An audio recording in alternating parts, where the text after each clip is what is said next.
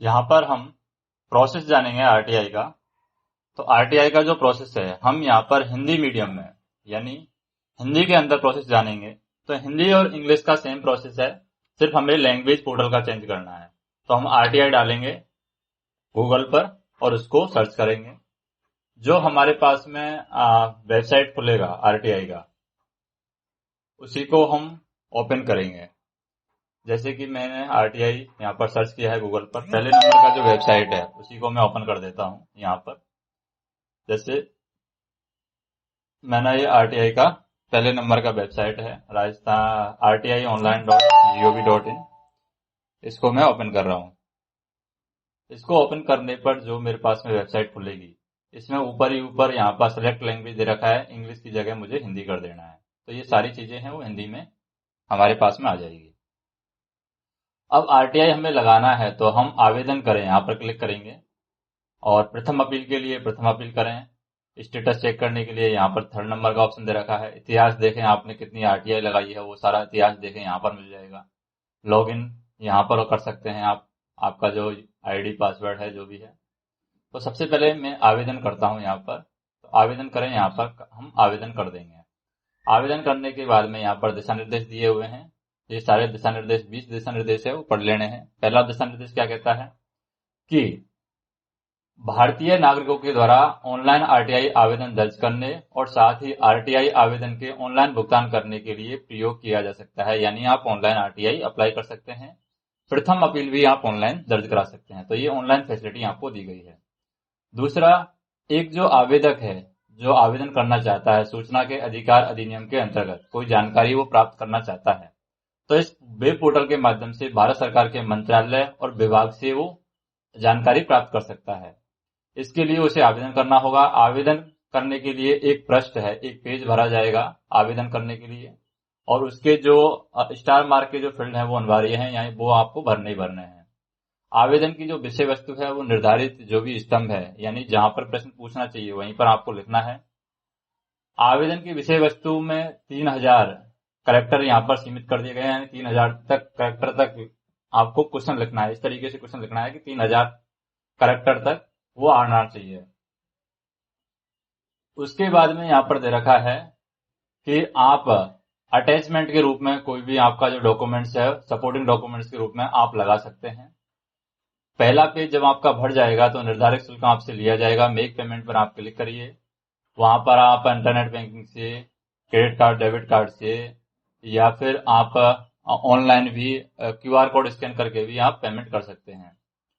आवेदन का जो शुल्क लिया जाता है वो आरटीआई नियमावली 2012 के अंतर्गत लिया जाता है, और भुगतान करने के बाद किसी आवेदन को आप सबमिट कर सकते हैं। जैसे ही आप सबमिट करेंगे तो यहाँ पर एक ये भी दिया हुआ है कि अगर आप गरीबी रेखा से नीचे आते हैं तो आपसे आरटीआई का कोई भी शुल्क नहीं लिया जाएगा, लेकिन आपको उसका प्रमाण पत्र लगाना होगा कि आप गरीबी रेखा से नीचे आते हैं। आवेदन जब आप सबमिट कर देते हैं तो आपको एक यूनिक पंजीकरण संख्या प्राप्त होगी। इसका प्रयोग आप भविष्य में क्या है, आपका स्टेटस चेक करने के लिए कर सकते हैं कि आपने जो आरटीआई लगाई है उसका रेस्पॉन्स क्या आया है। और इस वेब पोर्टल के माध्यम से आप क्या कर सकते हैं, इलेक्ट्रॉनिक्स माध्यम से जो भी अधिकारी है उसको ये आपका आवेदन पहुंचाया जाता है, और वहां से इलेक्ट्रॉनिक्स माध्यम से ही केंद्रीय लोक सूचना अधिकारी तक ये जो आपका क्वेश्चन है वो पहुंच जाएगा। और यदि जानकारी प्रदान करने के लिए आपको बहुत ज्यादा जानकारी चाहिए, इस तरीके की जानकारी चाहिए, तो आपको ₹2 पर पेज के हिसाब से भी आपको क्या है, पेड करना होगा अगर आपकी इंफॉर्मेशन ज्यादा है। तो उसका भी आपको ध्यान रखना है, ये यहाँ पर नहीं दिया हुआ है। एक है यहाँ पर प्रथम अपीलीय अधिकारी है, वो अपील कर सकता है प्रथम अपीलीय अधिकारी के पास में। यानी जब हम आरटीआई का रेस्पॉन्स हम प्राप्त करते हैं और उस रेस्पॉन्स से हम संतुष्ट नहीं है तो हम फर्स्ट अपील कर सकते हैं। अगर फिर भी रेस्पॉन्स से संतुष्ट नहीं है तो हम सेकंड अपील कर सकते हैं। तो सीनियर ऑफिसर के पास में वो जो आरटीआई है वो आपकी जाएगी। उसके बाद में आपको क्या है, इन सभी के लिए, पहली अपील के लिए, दूसरी अपील के लिए, या आपको पंजीकरण संख्या जो मिली हुई है उसी का आपको उपयोग करना है। और प्रथम अपील के लिए आपको कोई भी शुल्क नहीं देना है, और जो भी आपको पंजीकरण संख्या मिलेगी वो मोबाइल नंबर पर एसएमएस के द्वारा मिल जाएगी। स्टेटस आप देख सकते हैं। अब मैं क्या करता हूँ, यहाँ पर मैंने सारे निर्देश है वो पढ़ लिए हैं, तो मैं यहाँ पर सबमिट कर देता हूँ। जैसे ही मैं सबमिट करूंगा तो ये मेरे पास में आरटीआई का जो रिक्वेस्ट फॉर्म है वो मेरे पास में ओपन हो जाएगा। आप यहाँ पर डायरेक्टली लोक प्राधिकारी का नाम सर्च कर सकते हैं, या फिर मैं यहाँ पर पहले मंत्रालय सेलेक्ट करता हूँ, कौन से मंत्रालय में मैं आरटीआई लगा रहा हूँ। जैसे कोयला मंत्रालय हो गया, अंतरिक्ष विभाग हो गया, पेयजल हो गया, पंचायती राज मंत्रालय हो गया, प्रधानमंत्री कार्यालय हो गया, महिला एवं बाल विकास मंत्रालय हो गया। सारे जो गवर्नमेंट के मंत्रालय हैं वो सारे यहाँ पर दिए हुए हैं। तो यहाँ पर मैं डाल देता हूँ, जैसे मुझे रेल मंत्रालय में आरटीआई लगाना है तो रेल मंत्रालय डाल दिया। लोक प्राधिकारी का चयन हमें करना है, यानी रेल मंत्रालय में बहुत सारे डिपार्टमेंट है, तो कौन से डिपार्टमेंट में लगाना है, कौन से रेलवे में लगाना है। जैसे मान लीजिए मुझे कुछ जानकारी प्राप्त करनी है किसी रेलवे बोर्ड से, जैसे रेलवे बोर्ड, रेलवे भर्ती बोर्ड अजमेर से मुझे जानकारी प्राप्त करनी है, तो रेलवे भर्ती बोर्ड अजमेर में डाल दिया। ऐसे मुझे कोई भी रेलवे है, मान लो सेंट्रल रेलवे में डालनी है तो मध्य रेलवे डाल दूंगा यहाँ पर। अगर कोई उत्तर रेलवे में डालनी है तो उत्तर रेलवे डाल दूंगा। तो ये यहाँ पर सारी रेलवे हैं वो दी हुई है, पश्चिम मध्य रेलवे, पूर्वोत्तर मध्य रेलवे। तो यहाँ पर मैं क्या है, रेलवे भर्ती बोर्ड मुंबई है, अजमेर है, अहमदाबाद है, कोलकाता है, तो जो भी है मैं डाल दूंगा। या रेल मंत्रालय में डालनी है तो रेल मंत्रालय भी मैं सेलेक्ट कर लूंगा। तो सबसे पहले मैं यहाँ पर रेलवे भर्ती बोर्ड अजमेर यहाँ पर देख लेता हूँ। जैसे सेंट्रल रेलवे में डालनी है तो सेंट्रल रेलवे भी यहाँ पर मिल जाएगा हमें, पूर्व मध्य रेलवे, उत्तर रेलवे, दक्षिण रेलवे। तो हम यहाँ पर देखेंगे तो सेंट्रल रेलवे भी हमें मिल जाएगा, जैसे पूर्व मध्य रेलवे है यहाँ पर।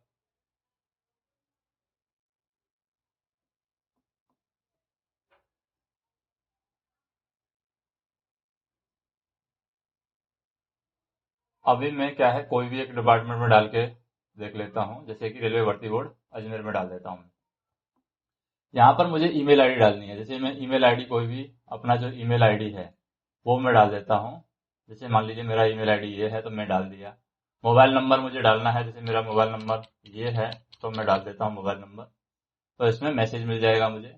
ईमेल आईडी कंफर्म करना है तो ईमेल आईडी कंफर्म कर देता हूँ। ये नाम हो गया मेरा, ये लिंग हो गया कि पुरुष है जेंट्स है। ये एड्रेस हो गया मेरा, ये कंप्लीट एड्रेस है।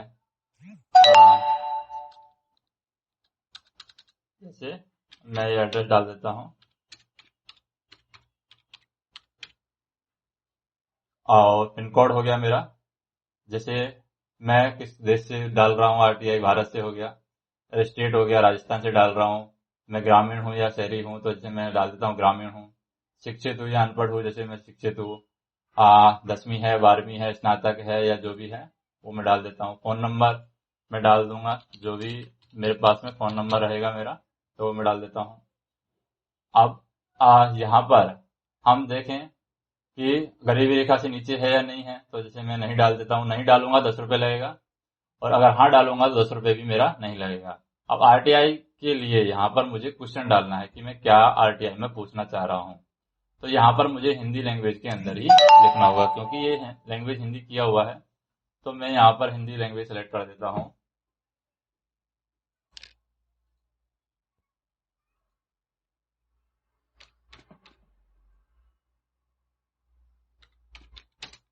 जैसे कृपया मुझे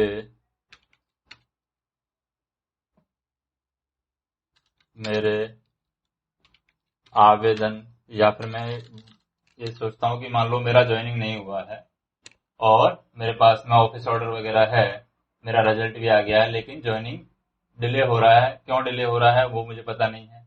या ये क्वेश्चन पूछता हूँ मैं कि साल 2022-23 में कितना वैकेंसी, तो वैकेंसी को हम हिंदी में क्या कहते हैं, रिक्तियां। साल 2022-23 में कितना वैकेंसी, को वैकेंसी भी लिख दे, वैकेंसी रनिंग स्टाफ का आने वाला है, या इस तरीके से जो भी क्वेश्चन रहेगा, लेकिन उसमें WH वर्ड नहीं रहना चाहिए, आने वाला है, और लास्ट में क्वेश्चन मार्क लगा देंगे। इंग्लिश में वो दिक्कत रहती है WH वर्ड की, हिंदी में यहाँ पर दिक्कत नहीं रहती है, लेकिन फिर भी आप 10 रुपए लगा करके क्वेश्चन पूछ सकते हैं कि क्या आपके पास में रेस्पॉन्स आने वाला है। लेकिन हिंदी या इंग्लिश में जब भी आप डालें तो क्वेश्चन मार्क है आपको लगा देना है लास्ट में, ताकि वो क्वेश्चन लगे।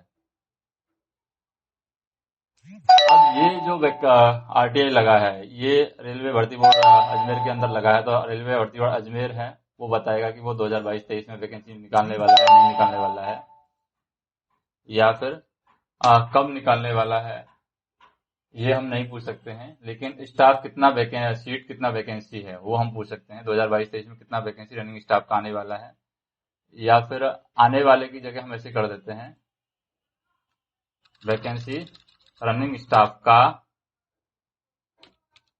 उपलब्ध है।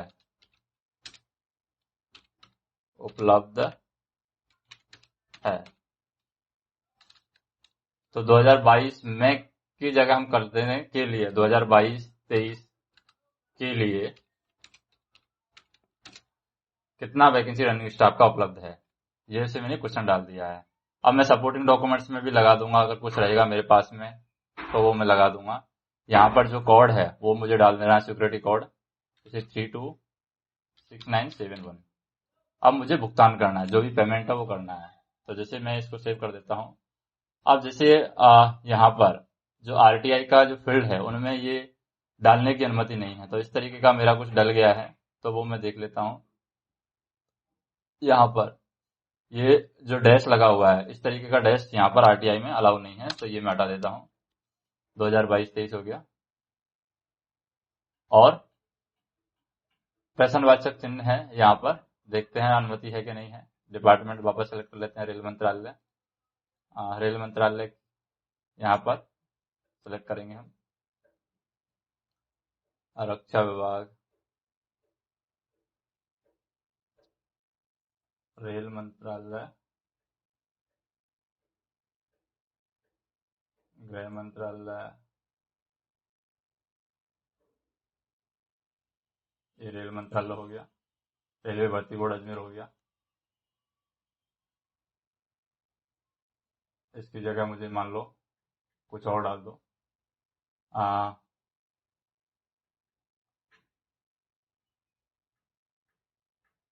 DRM सेंट्रल रेलवे भुसावल डाल देता हूँ। ठीक है, अभी मैं इसको कोड को डाल करके सबमिट करूंगा। 983।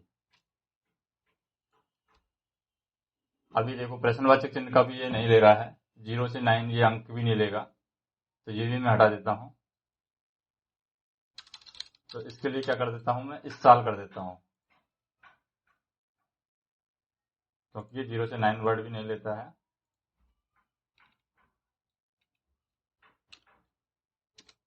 इस साल के लिए कितना वैकेंसी रनिंग स्टाफ का आने वाला है। अभी इसको हम सिलेक्ट करते हैं, रेल मंत्रालय तो यहाँ पर है ही।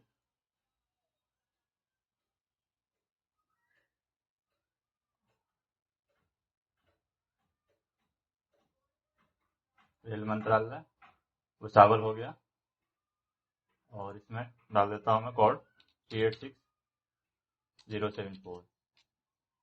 अगर क्वेश्चन मार्क को नहीं लेगा तो क्वेश्चन मार्क भी हम हटा देंगे। जैसे क्वेश्चन मार्क को भी ये नहीं ले रहा है, तो क्वेश्चन मार्क को भी हम हटा देंगे।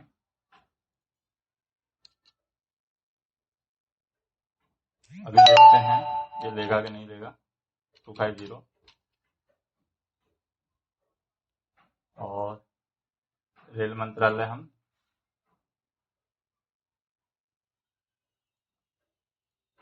सेलेक्ट करते हैं पहले।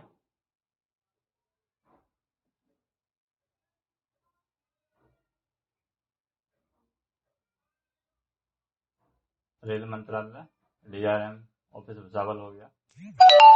अभी मुझे सबमिट करना है।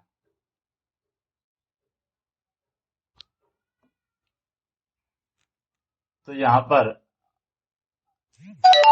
पता में भी ये डालने की अनुमति नहीं है और नाम में ये अनुमति नहीं है।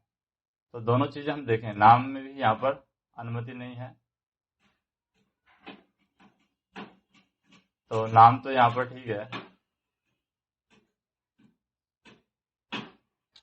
नाम सिर्फ डाल देता हूँ मैं, तीरथ डाल देता हूँ। और पता में भी यहाँ पर ये डैश लगा हुआ है, ये हटा देता हूँ। ये यहाँ पर भी डैश लगा हुआ है, ये हटा देता हूँ। और आरटीआई के अंदर तो यहाँ पर है नहीं है, कुछ भी इस तरीके का साइन है नहीं यहाँ पर। अभी मैं इसको सबमिट करता हूँ 218673 और रेल मंत्रालय वापस से मुझे सिलेक्ट करना पड़ेगा।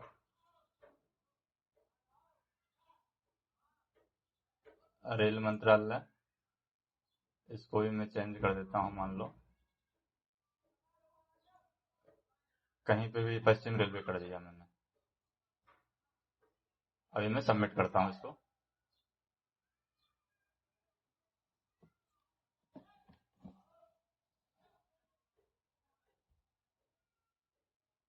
तो यहाँ पर हम देखें,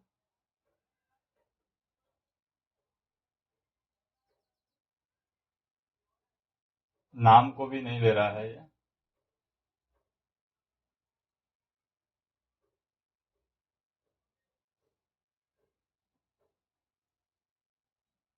अभी सारी चीजें हटा दी हैं, पते में वैसे भी हटा दिया, पता ऐसे गेट तक।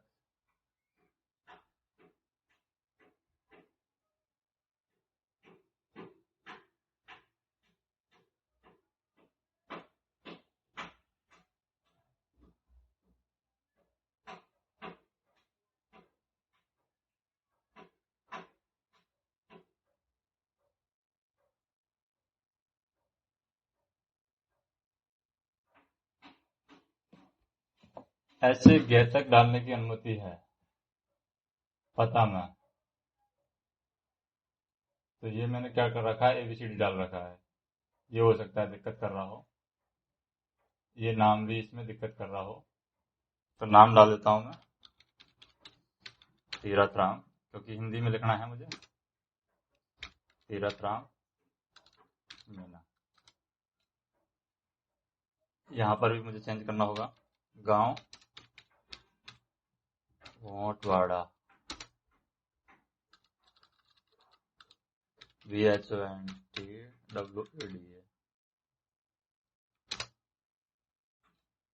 भोटवाड़ा।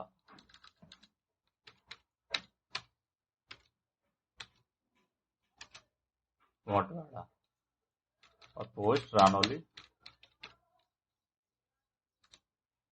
और तहसील टोडाभीम। तहसील टोडाभीम,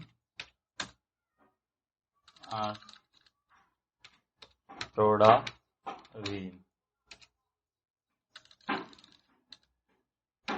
टोडाभीम। आ नहीं रहा है ये,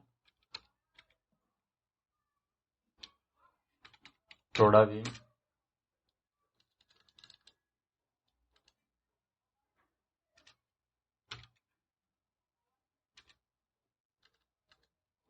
DAA VHPM टोडाभीम। इस तरीके से कर देता हूँ मैं काट के।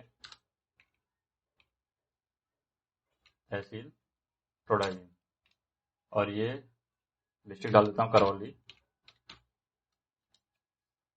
अभी ये पिन कोड है 3222 हो गया, राजस्थान हो गया। अभी ये ठीक हो गया है। अभी देखते हैं क्या होता है इसमें। रेल मंत्रालय सेलेक्ट करते हैं पहले। रेल मंत्रालय,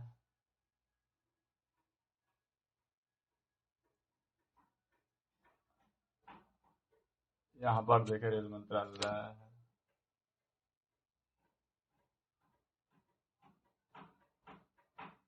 ये रेल मंत्रालय हो गया, ये पश्चिम रेलवे हो गया।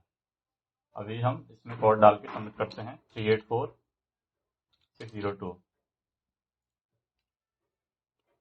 अभी देखिए सबमिट ले लिया है। अभी पेमेंट मोड में जैसे ऑनलाइन कर देता हूँ, पेमेंट गेटवे पर सेलेक्ट किया, पे करूंगा मैं, तो यहाँ पर 10 रुपये मेरा चार्ज लगेगा।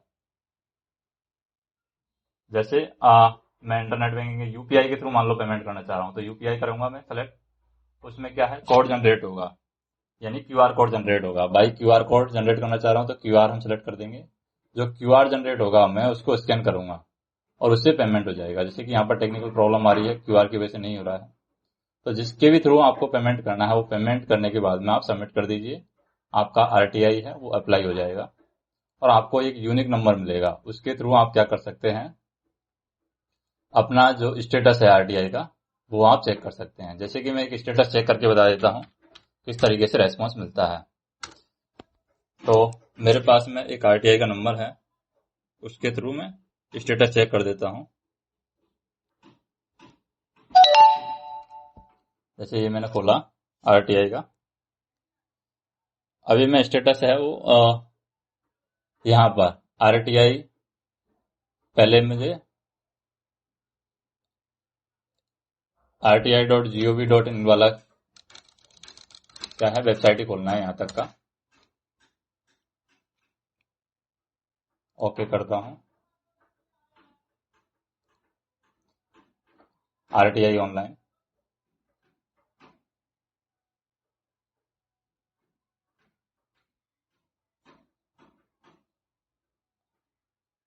अब जैसे मुझे स्टेटस चेक करना है तो व्यू स्टेटस पे चेक करूंगा और हिंदी में भी वो रहेगा।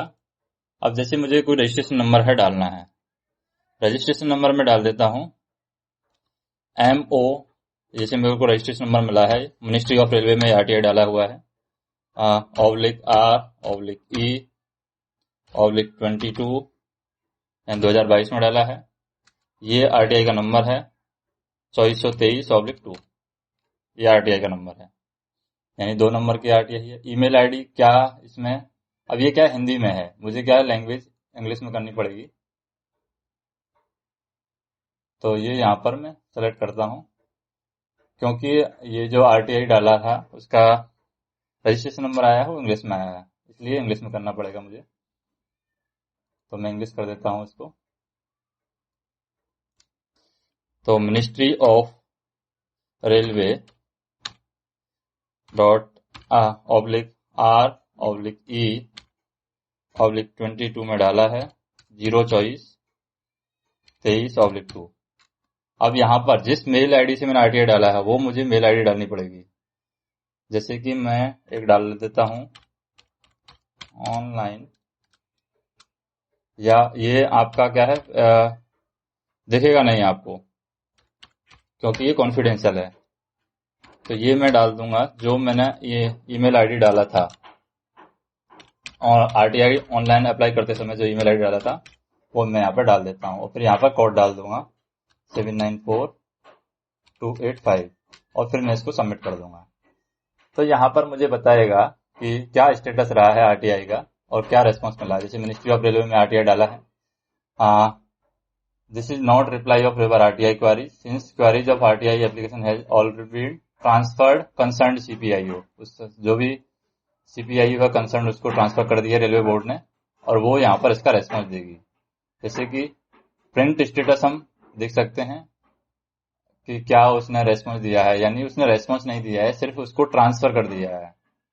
जो भी आपने आरटीआई डाला था उसको ट्रांसफर कर दिया है, रेस्पॉन्स देने वाला कोई और रहेगा और वहां पर रेस्पॉन्स भी यहाँ पर हमें दिखेगा, अटैचमेंट में दिख जाएगा। या एक हम रेस्पॉन्स वाला देख लेते हैं, कोई आरटीआई जिसमें रेस्पॉन्स हमें मिला है वो हम देख लेते हैं।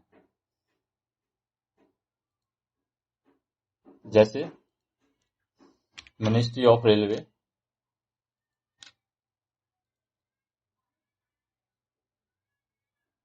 रेलवे, ये यहाँ पर मैं आरटीआई का नंबर चेंज कर देता हूँ 03094, ये एक आरटीआई है, और 158430। इसमें देखते हैं हम रेस्पॉन्स किस तरीके से मिला है। मिनिस्ट्री ऑफ रेलवे 03094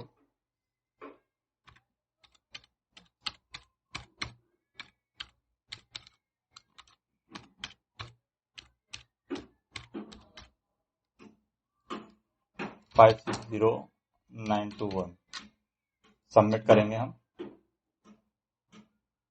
तो यहाँ पर वो स्टेटस दिखाएगा, जैसे कि ये है, ये भी बोल रहा है कि ये रिप्लाई नहीं है, लेकिन आप आरटीआई जो मल्टीपल सीपीआईओ को भेजी है, यहाँ पर देख सकते हैं इन लोगों को ये आरटीआई भेजी है और वो लोग हैं यहाँ पर रेस्पॉन्स देंगे। जैसे कि यहाँ पर ये आरटीआई 25/8 को भेज दी है, इन्होंने रेस्पॉन्स दिया है, इन्होंने रिप्लाई अटैचमेंट कर दिया है। जैसे यहाँ पर हम देखें, ये इन्होंने रेस्पॉन्स भेजा है, इसको हम देखते हैं किस तरीके का है। 4/8 को मिला है ये रेस्पॉन्स, और रेस्पॉन्स मिलता कैसे है आरटीआई के अंदर, यानी उसका फॉर्मेट क्या रहता है, इसको हम खोलते हैं। क्या है इसमें, रिप्लाई का डॉक्यूमेंट्स है ये।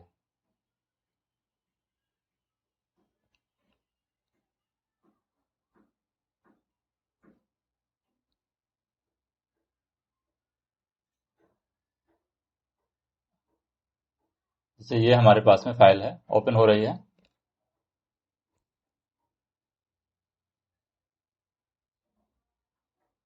पीडीएफ फाइल यहाँ पर ओपन होगी है, क्योंकि पीडीएफ में बना करके ये रेस्पॉन्स भेजा गया है। अब जैसे इन्फॉर्मेशन यहाँ पर मिनिस्ट्री ऑफ रेलवे ने यहाँ पर भेजी है 23/7 को, और ये फाइल का नंबर है। इसमें पूछा गया है कि क्वेश्चन पहला पूछा गया है, maximum number of applied NOC for higher grade exam. एक साल में हायर ग्रेड एग्जाम के लिए कितने एनओसी हम अप्लाई कर सकते हैं। तो यहाँ पर मिनिस्ट्री ऑफ रेलवे का आंसर आया है, नॉन गजेटेड स्टाफ के लिए एमटीएस को यहाँ पर हटा दिया है। There is no limit for grant of NOC in the year, यानी एक साल में कितनी भी एनओसी आप दे सकते हैं। ये रेलवे का रेस्पॉन्स आया है। दूसरा क्वेश्चन है कि NOC applied for higher grade exam and rejected due to any reason that is counted in NOC और नॉट, यानी आपने एनओसी अप्लाई किया है और उसको रिजेक्ट कर दिया गया एनओसी को, तो वो एनओसी ग्रांट में काउंट होगा या नहीं होगा। क्योंकि कई बार ऑफिसर बोलते हैं कि 4 बार आपने एनओसी अप्लाई कर दिया है, अगर वो ग्रांट नहीं हुआ है तो भी वो काउंट होगा कि आप 4 बार अप्लाई कर सकते हैं, चाहे वो ग्रांट हो या ना हो। तो इसका रेस्पॉन्स दिया है, NOC is granted to all the applicant subject to condition that they have intimated before applying for the exam, यानी उन्होंने सभी जो एप्लीकेंट है उनको एनओसी दी जाएगी। इसमें कंडीशन ये है कि उन्होंने एग्जाम देने से पहले, एग्जाम में अप्लाई करने से पहले उन्होंने इन्फॉर्मेशन दी हो। अगर उन्होंने एग्जाम में अप्लाई करने से पहले इन्फॉर्मेशन दी है तो उनको एनओसी दी जाएगी, सारे जो भी कैंडिडेट हैं उनको एनओसी दी जाएगी। तीसरा क्वेश्चन है, the time limit to provide NOC for higher grade exam. Higher grade exam के लिए जब हम अप्लाई करते हैं एनओसी तो उसका टाइम लिमिट क्या है। तो यहाँ पर दिया हुआ है, इस तरीके का कोई ऑर्डर नहीं है। No order specifying the time limit for this purpose is available, यानी इस तरीके का कोई ऑर्डर नहीं है कि आपको कितने दिन के अंदर मैक्सिमम एनओसी मिल जाएगी। चौथा है, any connection between no objection certificate for exam and leave provide for that exam according to railway rule. Railway rule के अकॉर्डिंग ऐसा कोई नियम है कि किसी बंदे ने एनओसी अप्लाई किया है और उसको उस एग्जाम के लिए लीव ना दिया जाए, क्योंकि एक तरफ रेलवे बोल रही है कि आप एग्जाम दे सकते हो, एनओसी दिया है, और एक तरफ बोल रही है कि आपको उस एग्जाम के लिए लीव नहीं दिया जाएगा। तो इस तरीके का कोई कनेक्शन है या नहीं है, उस तरीके का क्वेश्चन है। तो इसमें रेस्पॉन्स दिया है रेलवे मिनिस्ट्री ने, instead of information the applicant is seeking clarification which does not comes under the preview of RTI act, यानी आरटीआई एक्ट में आप इस तरीके के सवाल नहीं पूछ सकते। आप क्लैरिफिकेशन मांग रहे हैं, एक तरीके से इन्फॉर्मेशन आप नहीं मांग रहे हैं, आप एक क्लैरिफिकेशन मांग रहे हैं कि ऐसा हो सकता है क्या। तो आरटीआई के अंदर जस्ट जो इन्फॉर्मेशन रेलवे के पास में है वही आप ले सकते हैं, आप क्वेश्चन नहीं कर सकते, आप क्रॉस क्वेश्चन नहीं कर सकते, आप सजेशन नहीं दे सकते। तो इस तरीके से 4 नंबर का क्वेश्चन है, इसको रिजेक्ट कर दिया है। तो इस तरीके से है रेस्पॉन्स है, पीडीएफ में आपको अवेलेबल होगा। और ये ऑफिसर के साइन हैं जिन्होंने ये रेस्पॉन्स दिया है, मिनिस्ट्री ऑफ रेलवे के ऑफिसर हैं जिन्होंने ये रेस्पॉन्स दिया है। तो ये सारी चीजें हैं जो आरटीआई के अंदर हम देख सकते हैं, और टोटली प्रोसेस है ये पूरी हिंदी मीडियम में हमने देखी है।